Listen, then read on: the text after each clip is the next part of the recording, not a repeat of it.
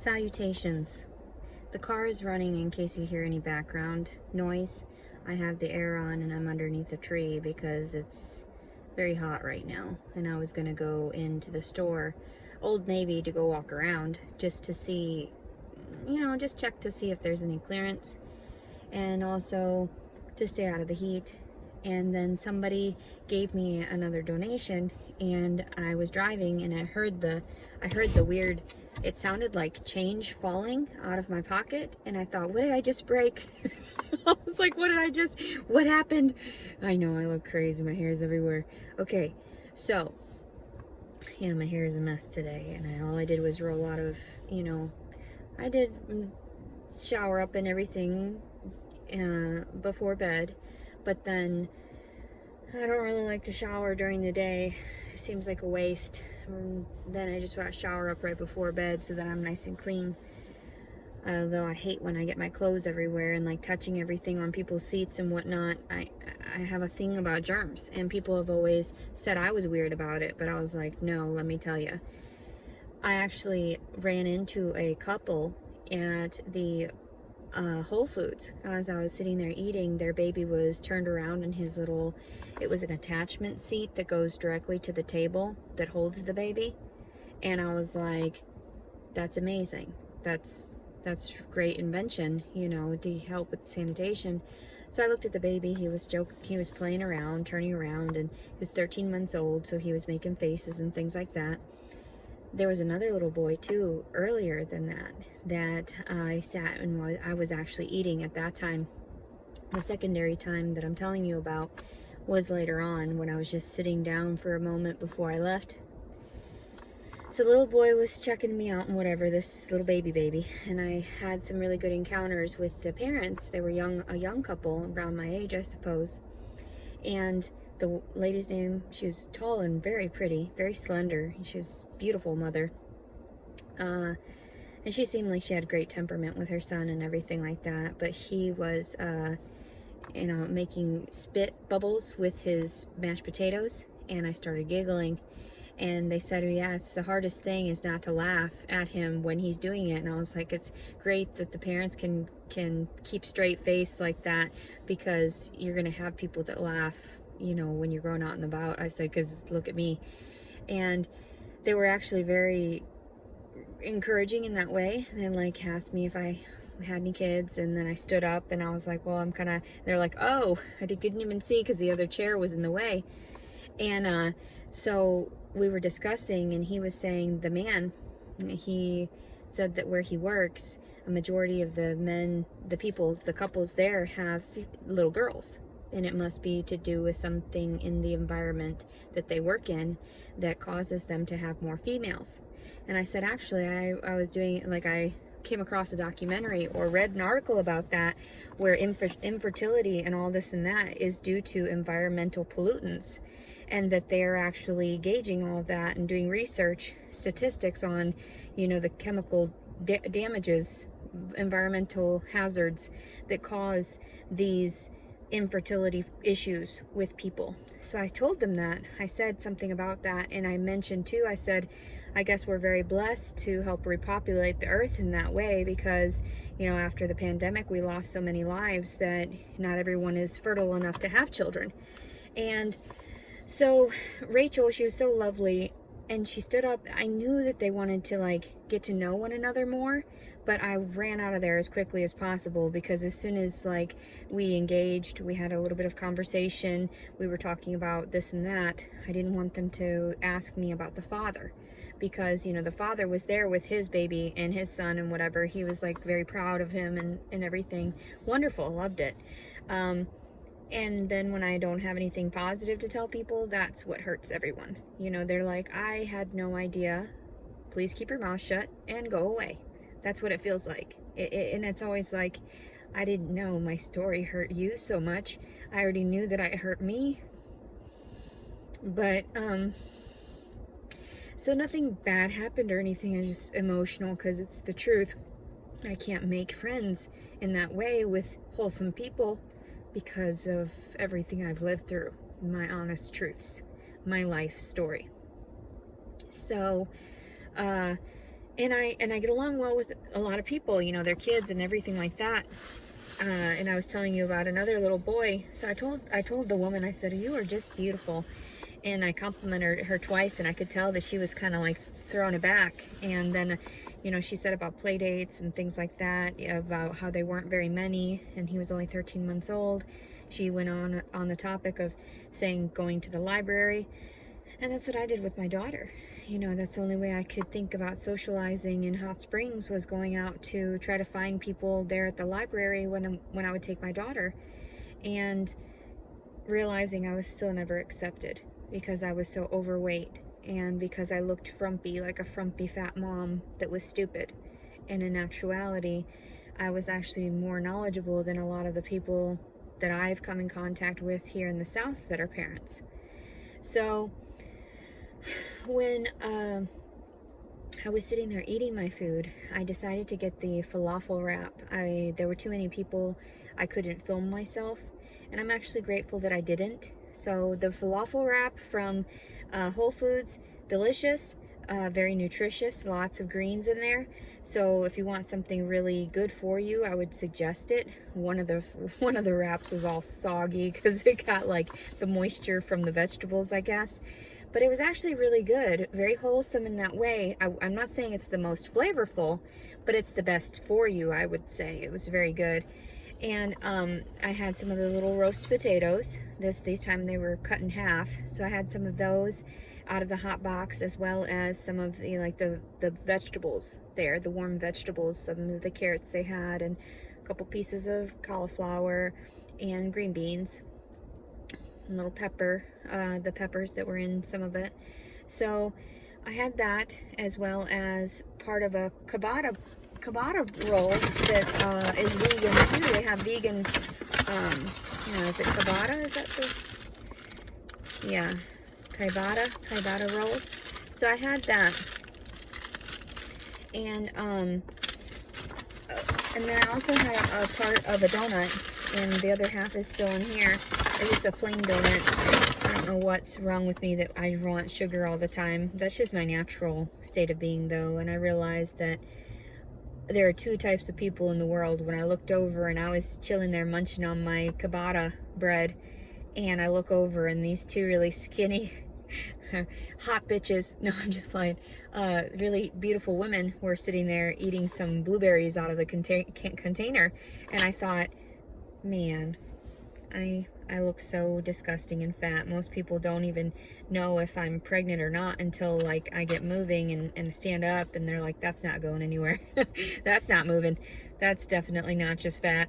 But so the lady was sitting there eating out of the, and I've done that before. I've eaten plenty of fresh berries and everything out of the carton, but I just thought to myself, while I'm eating this bread, I was sitting there eating, munching on the ciabatta roll. I thought, there are two types of people. And I was like, I'm getting my sugars from these carbohydrates, refined sugar and everything from these, complex carbohydrates and whatnot. Not good for me to digest. And I should have gotten some type of berries. And I was like, Leticia, you need to get over your depression so that you can feed this baby better in that way. Have some fresh fruit, have some, eat something wholesome. Quit being so depressed and quit grabbing things on the go and having all the, starch you want. Yeah, I know. So anyway, but I wanted to relay that. And then so I was sitting there eating, and the little boy was staring at me, and it was him and his dad, because it was the mom and the sister went off for a moment, and it was just the father with his back turned to me and the little boy, who was probably about 2.5, I would say, 2. And he was just sort of sitting there eating his pizza, because they all had a piece of pizza themselves, and with no drink, which I thought was a little bit odd, because I was like, that little boy looks like he needs something to drink, and I'm over here drinking my tea, because I got another one of those teas, except this one I had gotten, it was the strawberry flavored one. I knew that I was going to spill my tea. I knew it. I said, don't put it in that bag, Leticia. You're going to spill your tea. Anyway, but yeah, strawberry white tea. It's not bad. Oops. It's not too bad. Anyway, So I had, let me see, was sitting there, I'm just sort of facing the little boy, and he was smiling at me and like getting my attention. He was flirting with me, the cutest man that's flirted with me in a while. So he was sitting there, man, he's a little boy.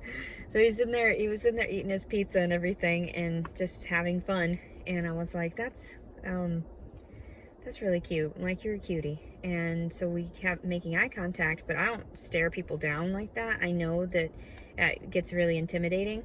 So when they look at me, I look away. And the same thing happens. So that's why we go back and forth. We know how to communicate in that way to where it's like not being invasive. So that's why he was intrigued by me and was like really, like, he was interacting with me. His dad even had looked behind him a couple times to see what he was smiling at, who he was smiling at, and what was going on. Kind of makes me feel like a ghost. Only children see me, you know. It's just like like they see dead people. No, anyway, but yeah, so that was kind of fun. And then something else I was gonna say, oh, so the money, the donation, I thought, and I also received like another one earlier, and I thought, I really want to thank those people, because even if it's small amounts, it all adds up. And I had no idea how blessed I was in that way to get the help from people that are encouraging, that have lived through certain parts, fragments of my story. And I know what I do. And I know what I do looks wrong to some people. But I cannot help it. I've gotten to the point where it's me and my salvation. It's me and my survival. I have to put it first. And by releasing some information, by giving it up to everyone else, it saves me, because I no longer have to deal with those things. No longer do I have to be, and the reason why I disclose numbers like that is because that's the point. The government only sees us as numbers. They don't see us as individuals. They don't see us as flesh and blood. They see us as all of these articles of categorization, these identifying numbers and facts about us. So, and that's what I wanted to disclose, that, you know, everybody's heartless in that way. They're not seeing the grander scheme of things and seeing the purpose behind why I'm disclosing things in such a way, because I was treated as a number. I've been treated as a number. And I'm trying to tell people, like, would you like that for yourself? Like, is this the type of story you'd like to end up with inevitably, due to karma, due to all these things? And I know some people don't believe in that. And I'm like, hold on, buddy. Let me tell you a few things. So I wanted to thank the people that have already donated to me, that have blessed me in such a way that I've been able to progress recently. Not progress, but just survive, barely, at the bare minimum. But I love you all very much for offering to me. I love you very much for your donations, and I love you. I don't know how else to express it aside from I'm extremely grateful. And God bless you, honestly, because I've never been able to feel accepted in that way, because I always felt like my family was always too demanding. You know, I stemmed from a lot of users. I stemmed from a lot of people that were abusing the system, and I didn't want to be part of that. I never wanted to be a part of that low income lifestyle, and worked very hard to try to maintain myself until of all the physical violence and the assaults and then the sexual trauma that I kept within myself, that I realized, no, it is not okay. It's all right to speak out about, and there's no reason for me to hide the truth. There's no reason for me to hide any of these things, these facts about me and my life and how it's progressed. So that's why I'm very grateful to each individual one of these people that I'm going to list, because, and I don't script anything, but you know when I've got something in front of me, I want to name them all by name, because I want to offer them that respect, because they offered me the respect of seeing me as an individual, someone that was struggling, that is just trying to offer back to the world.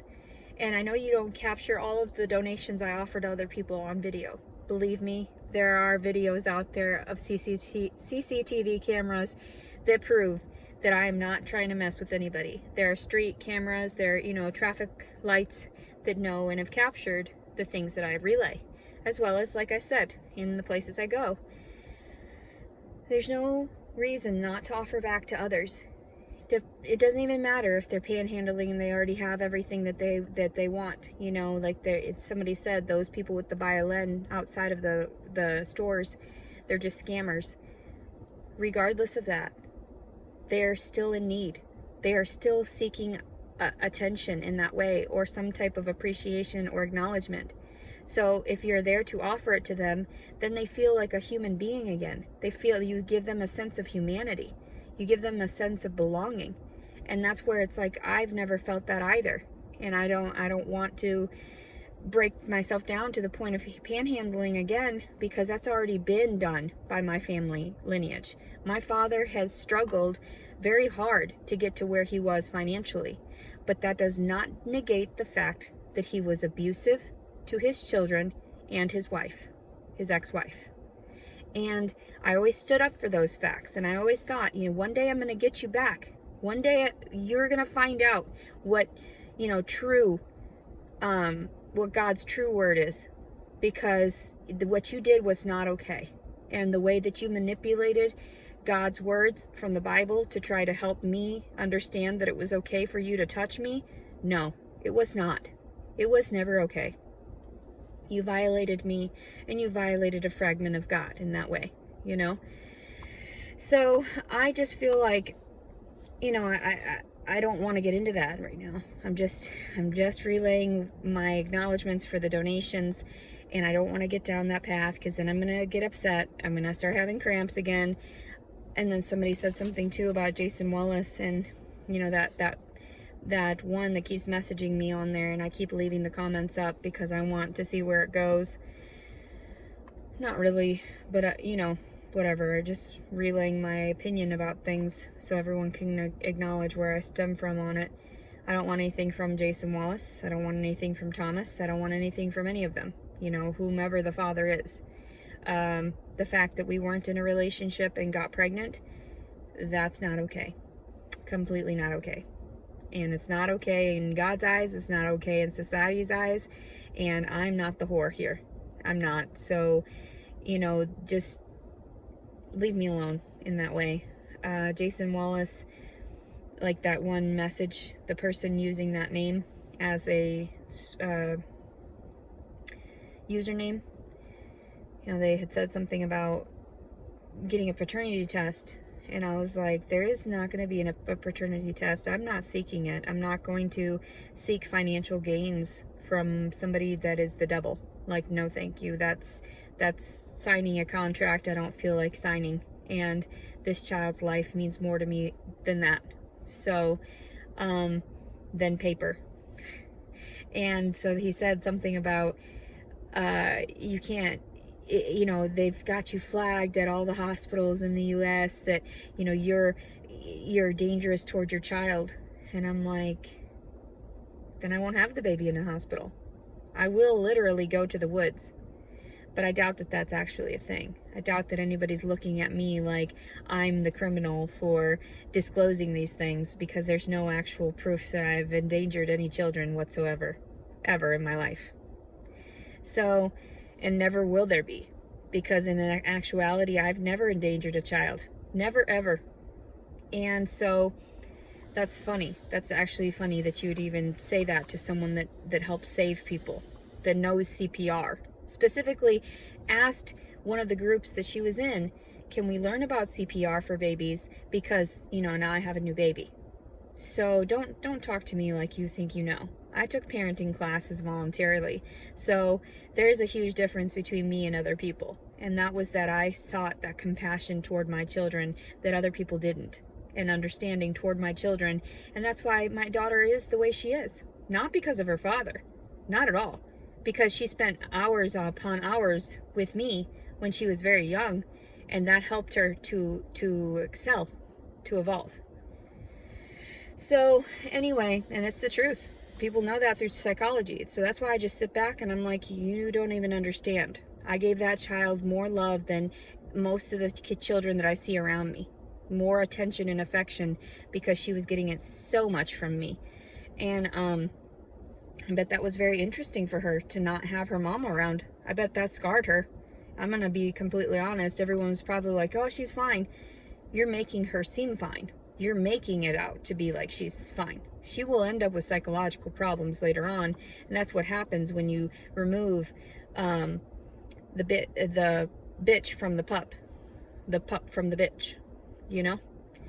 And I say that because that's what a female dog is called, a bitch. So, and I told everyone, like, you have no idea how hard I will fight tooth and fucking nail for that kid. And that's why I disclose all the information, because it is factual that I was the one that got that information for her. So I retract it then, apparently, since she doesn't exist to me anymore. So says the government, and so says my ex family and whatever. So, but yeah, so I wanted to disclose that, like, you guys can suck it. And also, I love everybody that is donating and actually being there for me, because Jason Wallace is not. He should be not, he shouldn't be a part of this child's life. He didn't want to be in the beginning when he found out. He didn't want to be there now in the middle of it. And he's not going to be there at the end of it, because that's the type of person he is. And there's no changing, crazy. There's no helping true insanity. Like, he is obviously a psychopath, and there's no helping that, which is very sad. Very sad. And that's what I disclose about my family as well. There's no helping that. I tried for years. I tried to break through with compassion, with caring, with understanding.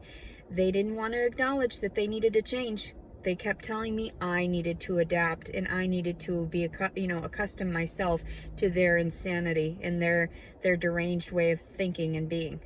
And I was like, no, I'm not an alcoholic, not a fucking pillhead.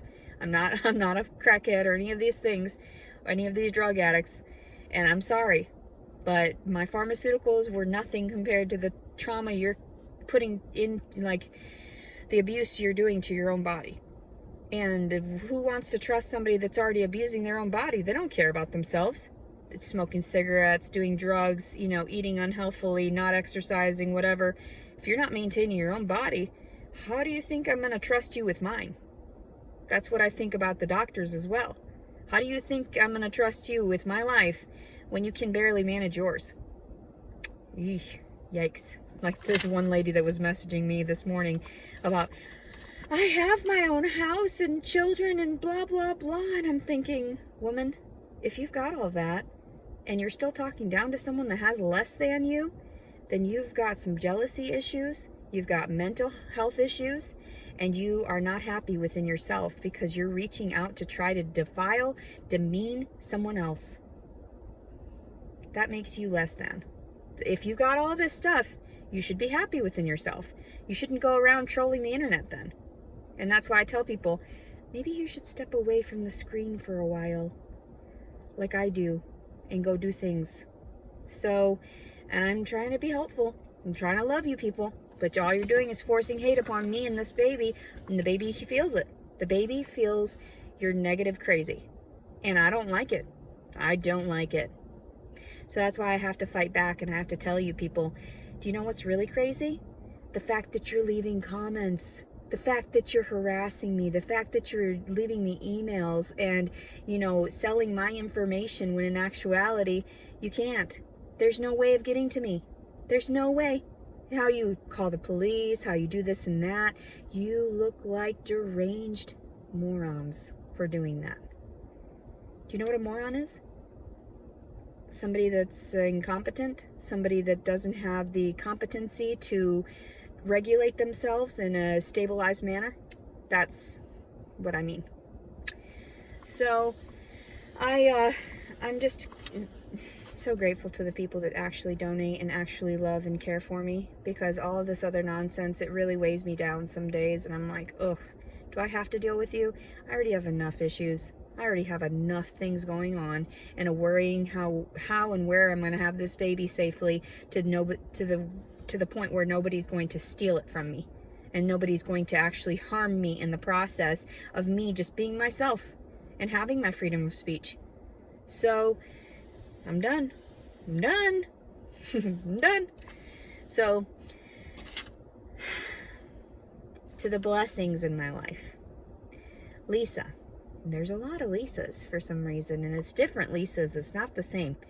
But there have been multiple of many of these individuals that have offered more than just one donation. And you have no idea how blessed I am that you acknowledge me.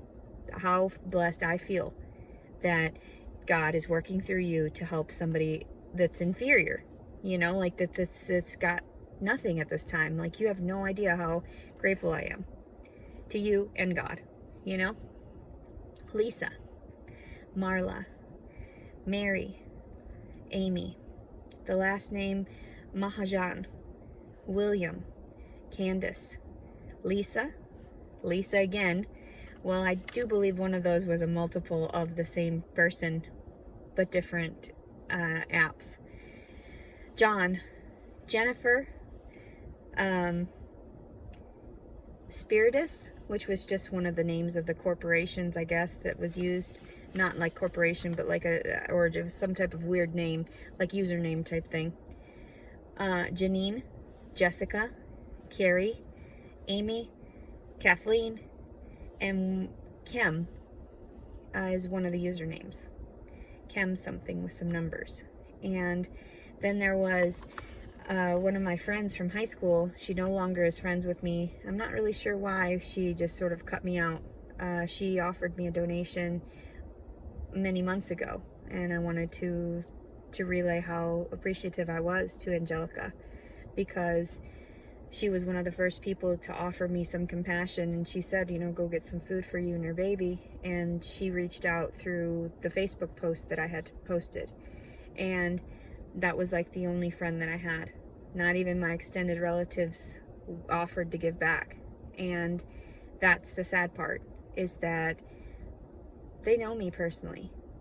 They just don't like me because of their jealousies.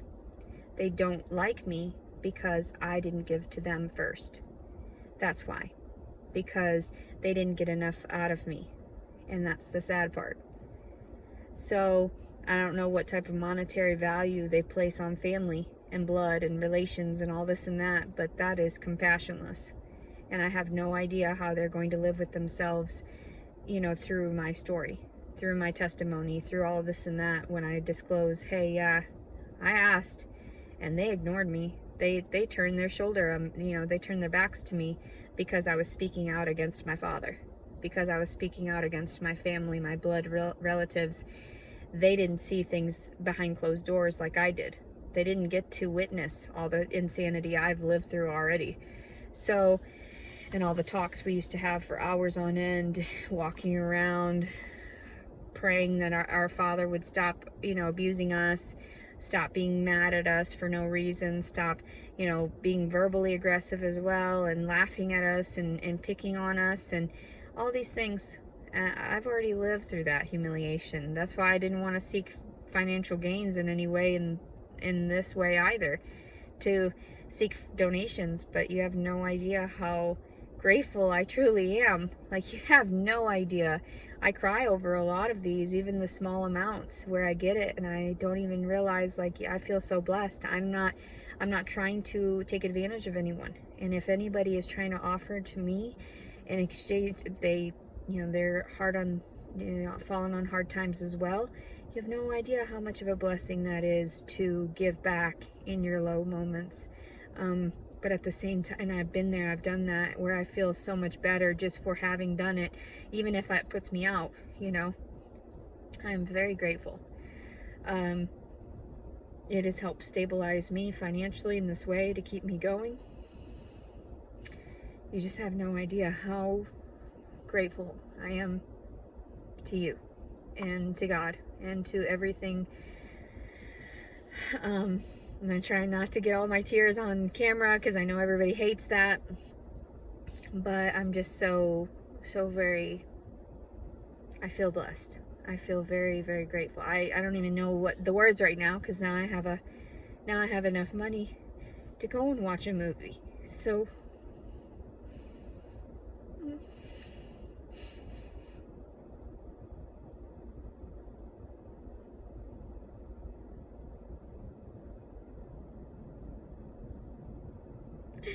you just have no idea what it feels like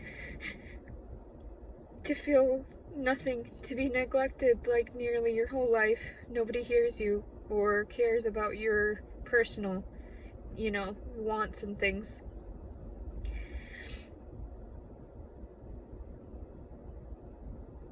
I'm very grateful to you.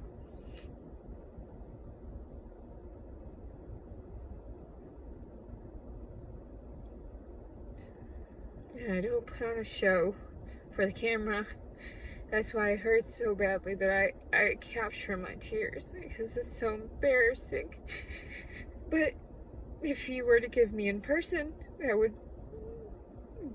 this is what you would see. So I just wanted to be honest about it. To tell you how thankful I am.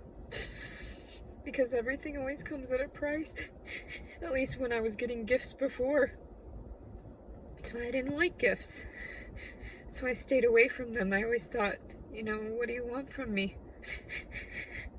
What do you want in exchange? What part of my soul? Money.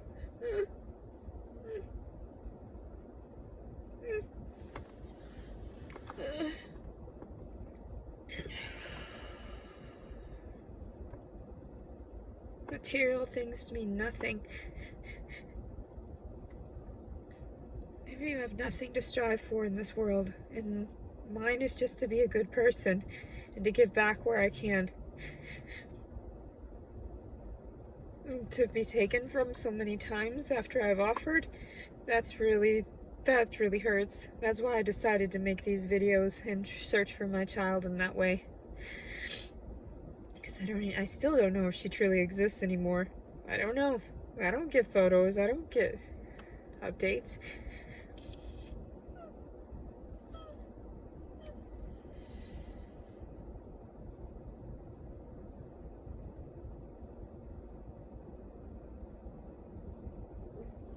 I just thought I was doing so well.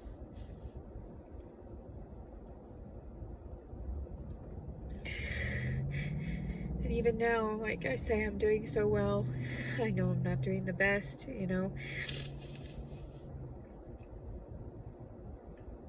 There's not a whole lot people like me can do when you're fearful of everything and everyone. What do you want to blame me with now? What did I do wrong now? Did I stand here funny? Did I look funny? Are you gonna hit me? Are you gonna take something from me? That's what it's like. But that's why I'm so grateful to the people that do care. Thank you. And I'm sorry that I'm so ugly crying. I always ugly cry. This is how it is. I love you. And I hope everybody's having a wonderful day and a great weekend. And I don't encourage people to donate unless they absolutely have it. Take care of yourself first and then worry about somebody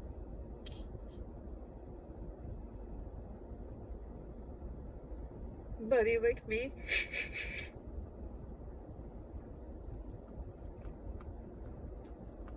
I don't deserve it. I don't deserve such kindness, really. Some days. And everybody's like, well, we know you do. But then it's like, well, do I? I don't do anything for anybody anymore. I just stay away from everybody. I love you very much, and I'm very grateful that some people listen to me, because I needed that. I just needed someone to be there. It's so hard. The emotional support is worth all of these negative comments, I sift through all this trash just to get to the positives. It's worth it. Thank you so much for your donations. I really do appreciate you. I hope you have a wonderful weekend. It is still May 14th, 2022. Leticia Collins Servin. Bye-bye.